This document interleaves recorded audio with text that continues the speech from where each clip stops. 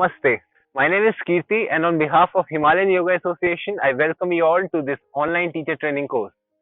I am a teacher here at Himalayan Yoga Association, and I will be taking you through the concepts and details of the human body and yoga altogether. Let's hope you enjoy this course. Let's start. Namaste and welcome back to the online yoga teacher training course. In the previous session, I asked you a question, what is yoga? Today we are going to further understand what is really yoga and what stages has it gone through while from the stage of its creation to the present day, to the present times. But before we go ahead and do that, we are going to chant the Gayatri Mantra because at the end of the day, that also is yoga. So, sit in any meditative posture, activate Chin Mudra, rest your palms on your knees, palms facing the ceiling, close your eyes and allow yourself to immerse in your breath to an extent that you forget everything else but your breath.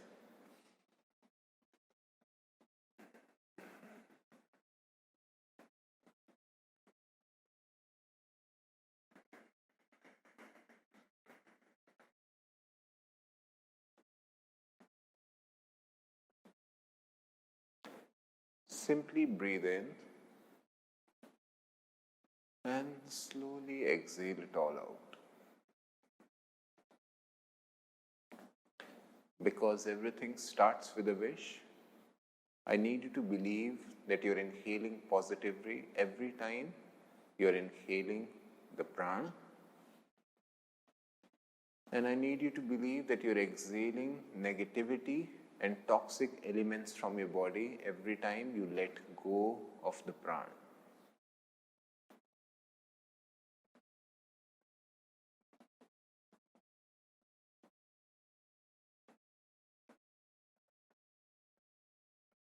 Now, after finishing a few comfortable and deep breaths, I request you all to bring your hands to your chest in Namaskara Sthiti. Touch the heart center with the back of your thumbs. If you know the mantra, you can chant it with me. Otherwise, you can always repeat it afterwards. Slowly take a deep inhalation. Om Bhur Bhuva Swaha Tatsaviturvarenyam Bhargo Devasya Dhimahi Dhiyo Yo Na Prachodayat.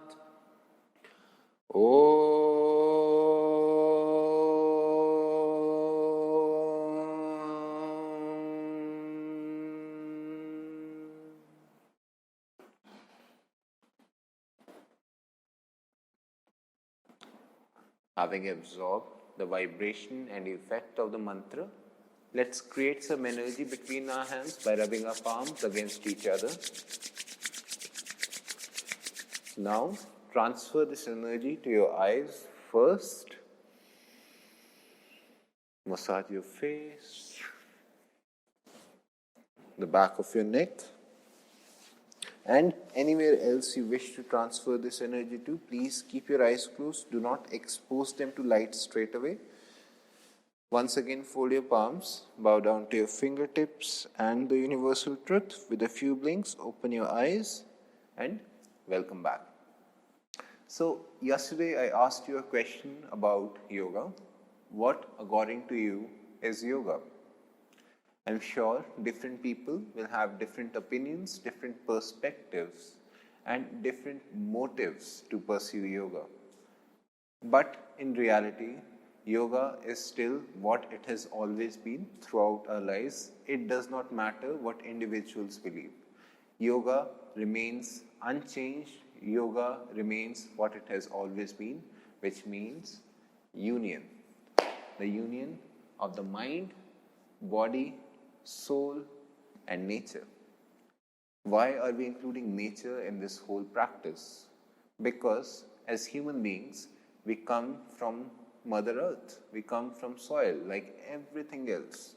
The banana tree also comes from the soil, Mother Earth. The papaya tree comes from the same soil.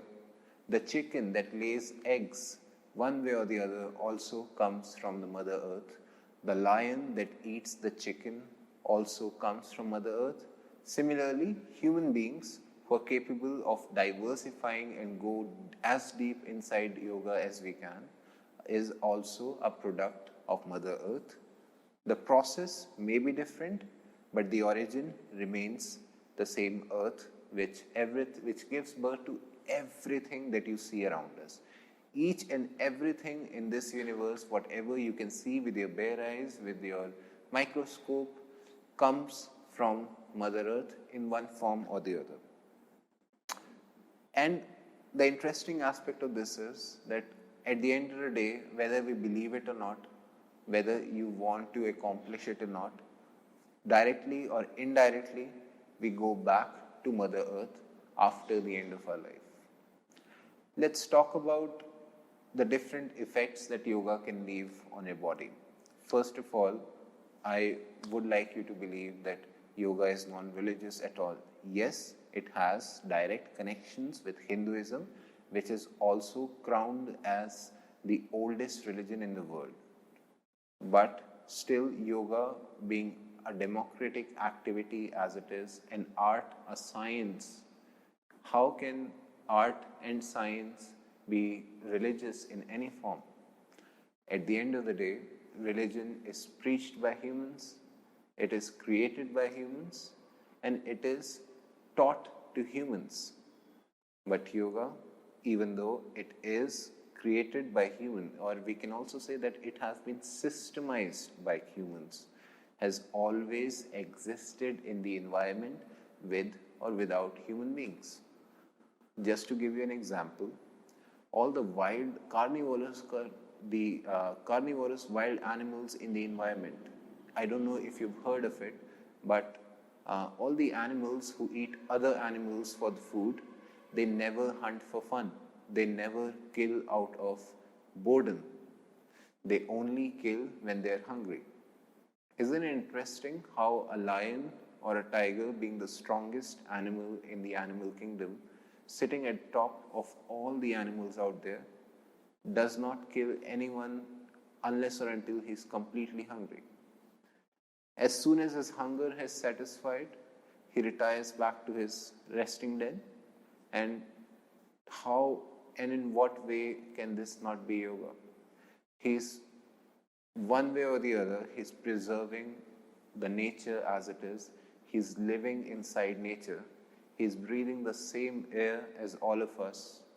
Yes, out of his habit of eating flesh for survival, he may not be able to consciously evolve into a higher conscious being, but he has his own contribution when it comes to preserving Mother Nature, just like any other organism, any other tree, one way or the other, has a certain contribution to make when it comes to the preservation of Mother Nature. With the help of yoga, you can directly or indirectly control the mind. If you're aware of the 8 limbs of yoga, which we are going to discuss eventually in these series of classes, you'll realize that the ultimate goal of yoga is to take 100% control of the mind. Keeping in mind that mind is something through which we perceive the outside world. The mind is something through which, if there is no mind inside of us, if there is no mind and only heart, then there will not be any actions, there will not be any sensations, there will not be any similarity, no nostalgia will be there. There will not be an image to connect with. With the help of yoga, you can accelerate the purpose of the mind from an average conscious level to a higher being, to a higher conscious level, to an extent that, even liberation of the mind is what it's called at the end. Samadhi, which is enlightenment, is also called as liberation, one way or the other, for the purpose to free the mind from the universe that we are born and surrounded with. As newborns, we are created, we are imbibed with a certain sense of upbringing, and to free ourselves from that whole series of questions that we are raised to ask and answer. We are taught to learn to live with them. With the help of yoga, you can take control of the mind, you can take control of the ailments of the mind, the stress of the mind. Happiness is an emotion. With the help of yoga, you can take control of your emotions and you can choose to be happy without really worrying about being sad at all. With the help of yoga, you can take control of your body as well, which is an indirect or a direct consequence of practicing yoga. Of course, if you're aware, then asana practice is not completely yoga, but it only forms 1/8 of the total yoga that we should be practicing in our everyday lives. If you're aware of the 8 limbs of yoga, you'll realize that asana comes at the 3rd step of the 8 limbs of yoga, which only forms 1/8. That's less than a quarter of what complete yoga is all about. But of course, the purpose of modifying the body and the purpose of purifying the body in order to take control of the mind is so that the body does not become a hindrance, the body does not become a disturbance in your pursuit of becoming a higher conscious being. Because at the end of the day, whether or not we believe it, this vessel as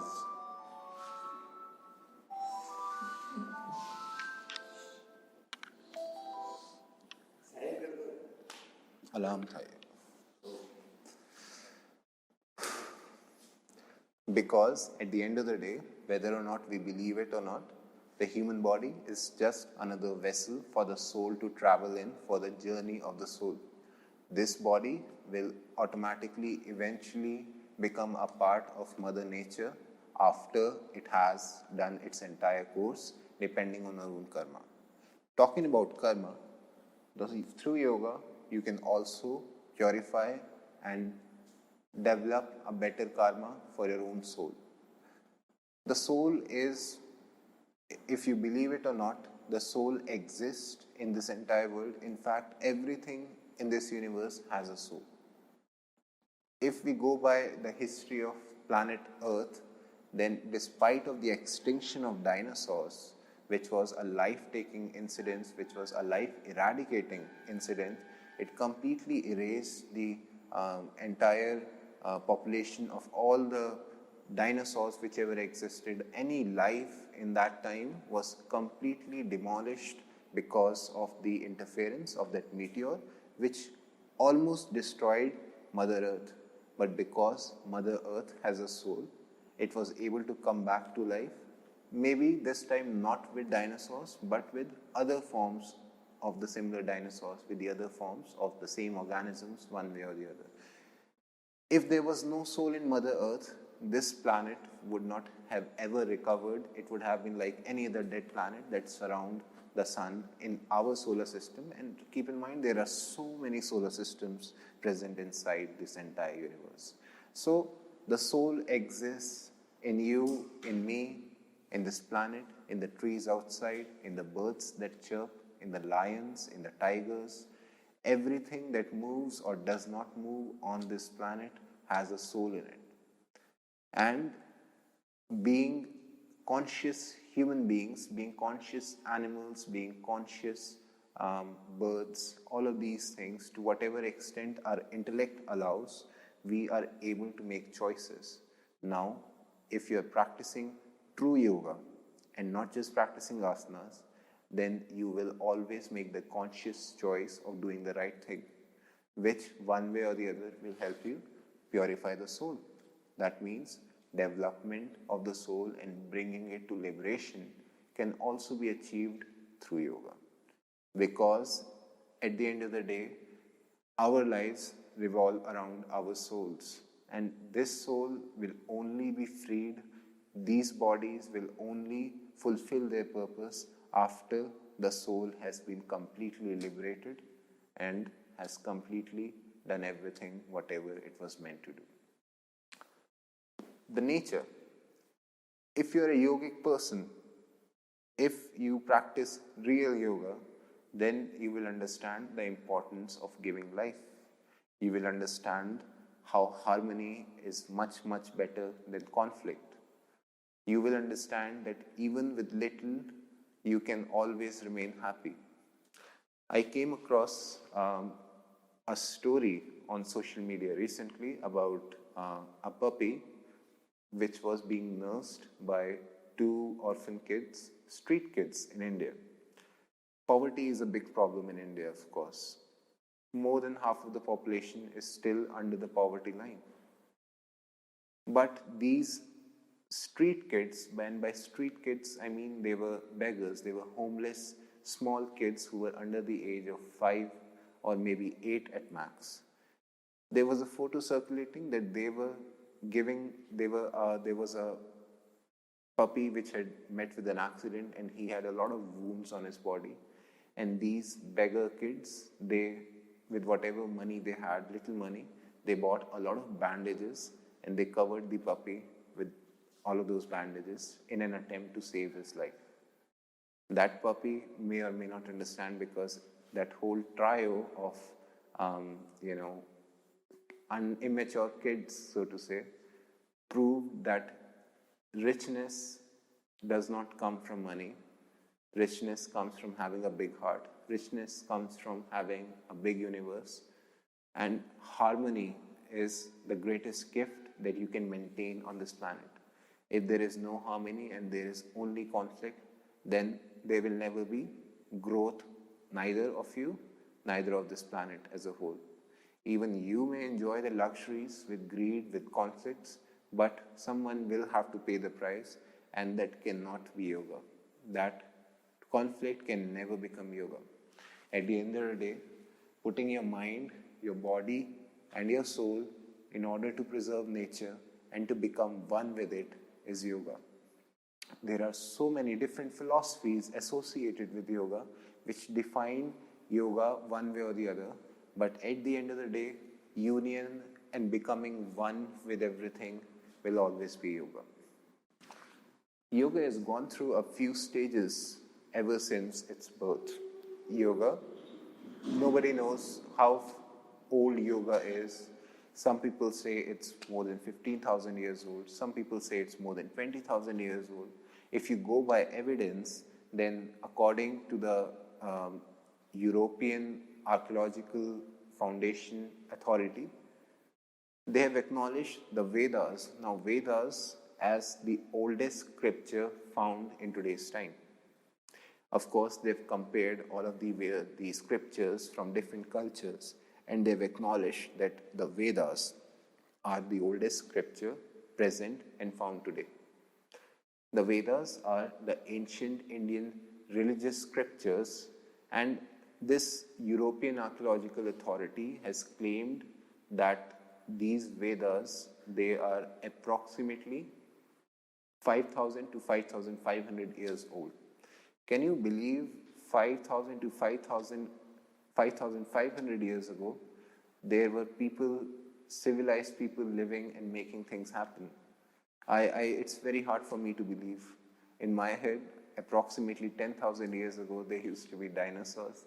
There used to be the early man, and they used to live in caves, and they were on the verge of making weapons out of stones, and people used to hunt to eat, and that was all there was. The purpose was only and only survival. But can you believe that thousands of years ago, there was a civilized society which was doing the exact opposite of what the caveman has been believed to do? If you go by history again, if you go by acknowledged history again, then the first civilization, which was called the Mohenjo-Daro Harappan civilization, was the most oldest civilization in the history of this planet. That was originating from the Indus Valley civilization. Now, what is this Indus Valley civilization? There used to be a river Indus as well as a river Saraswati, which used to flow between in the ancient Indian subcontinent in the present day Pakistan, and it used to be before the independence of India, it used to be a part of the Indian subcontinent as well. During that time, there was a civilization which was called as the Mohenjo-Daro Civilization. Now, the Mohenjo-Daro Civilization was accredited as the first ancient civilization of the world, and from the archaeological surveys and excavations that are taking place in today's time, in this century, in the recent years, they have found old seals which had yogic symbols on it. People, gods and goddesses, they were sitting in meditative postures on those ancient seals which were excavated as archaeological evidence of the previous generations or the previous civilizations. So nobody can put a finger on there is a certain age associated with the creation of yoga, but if you go by the modern authority and what they have acknowledged, then you can easily say that in these Vedas, which have been acknowledged to be about 5,000 to 5,100 years ago, were the ancient Hindu religious texts which mentioned yoga in their hymns, poems, and songs. Even then, we are not able to figure out the real age of yoga, but we can easily say that yoga by then was completely flourished. It was well a part of the Indian culture. Everyone was practicing yoga. It had gone through its research and development phase, and it was continuing in our lives since thousands of years, and it has, going by today as an example, it still has tested the test of time. It has undergone the test of time and existed despite of these 1,000 years. The 4 stages have been mentioned right here. There was a pre-classical phase of yoga. This was the time when the information on yoga was not entirely compiled together like we have it right now. In those times, which is the Indus Saraswati civilization time, the information on yoga was very scattered. It was very mishmashed. There was no systematic understanding of the entire yogic philosophy, culture, techniques, and benefits even. Which this whole thing has been acknowledged to be approximately 2,700 years before the birth of Christ. So that's how ancient yoga is. The classical phase started from 500 years after the birth of Christ, and it ended approximately 800 years after the death of Christ.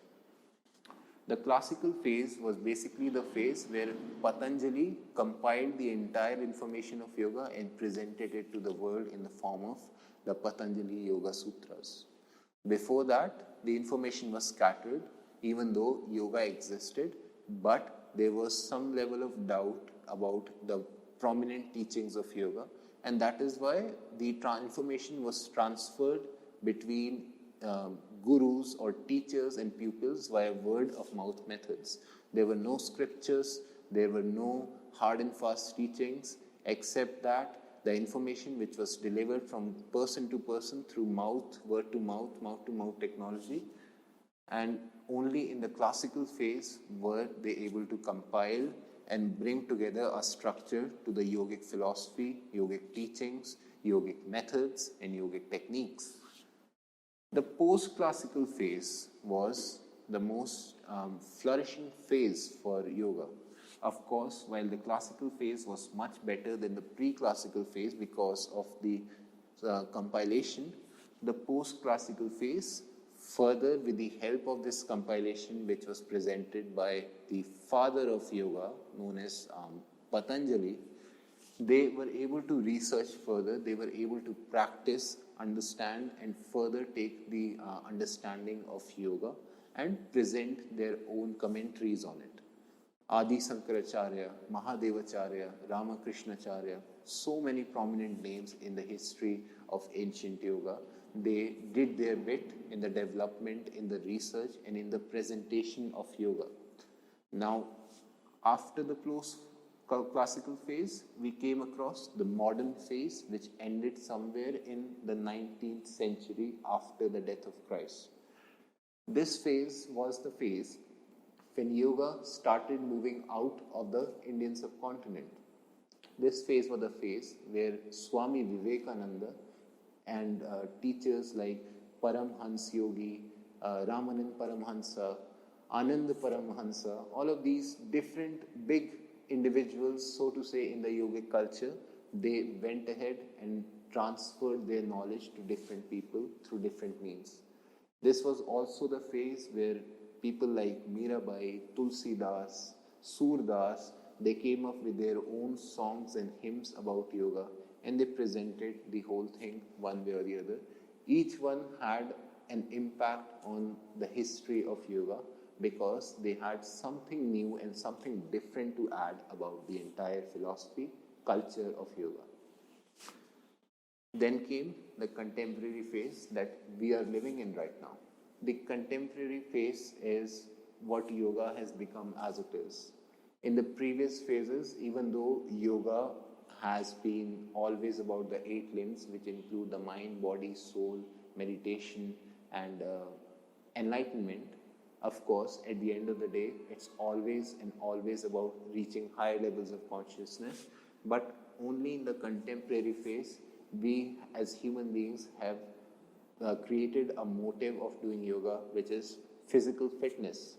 In today's time, even the foremost teachers like Iyengar, Pattabhi Jois, who is the creator of Ashtanga, Mr. 𝐓𝐵𝐾𝐸, who is the creator of Iyengar Yoga, T. Krishnamacharya, the teacher of both the 𝐓𝐵𝐾𝐸, Iyengar and Pattabhi Jois. There are so many prominent names which are very popular in today's time. Swami Shivananda ji. These different teachers, they took the responsibility of spreading yoga outside of the world.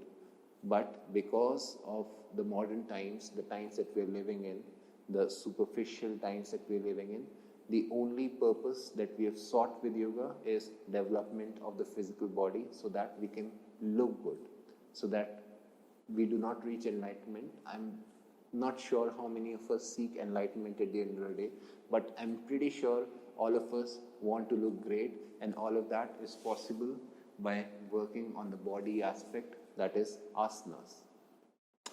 Now, if you're aware about the difference between yoga and what yoga has been all about at the end of the day, then you'll realize that physical body, the only importance that yogis give to the physical body is to remain undisturbed, to not create any hindrances, to avoid any problems when they are pursuing higher levels of consciousness, that is, while meditating. The development of the breath, the development of the body, all of these things at the end of the day, according to the yogic philosophy, were there to support the development of the conscious soul. Unfortunately, today, in our generation, let's say if there was another phase that yoga goes through in the future, in that phase, people will be discussing the history of yoga, and they will go ahead and mention things like hot yoga, beer yoga, goat yoga. I ask you as yoga teachers, what do you want yoga to become in the future? What do you want yoga to remain after your own time has passed away? Keep in mind that yoga has remained unchanged from thousands of years ago. And where is humanity going to take yoga? Also keep in mind, all of these people, they're only setting a bad example for themselves. They're not setting a bad example for yoga. Because for someone who's truly aware of the teachings of yoga, will never go in the wrong direction at all. This is everything you need to know about the history of yoga, what is yoga. In the coming few sessions, we'll figure out other philosophical aspects of the yogic culture. But until then, thank you and namaste.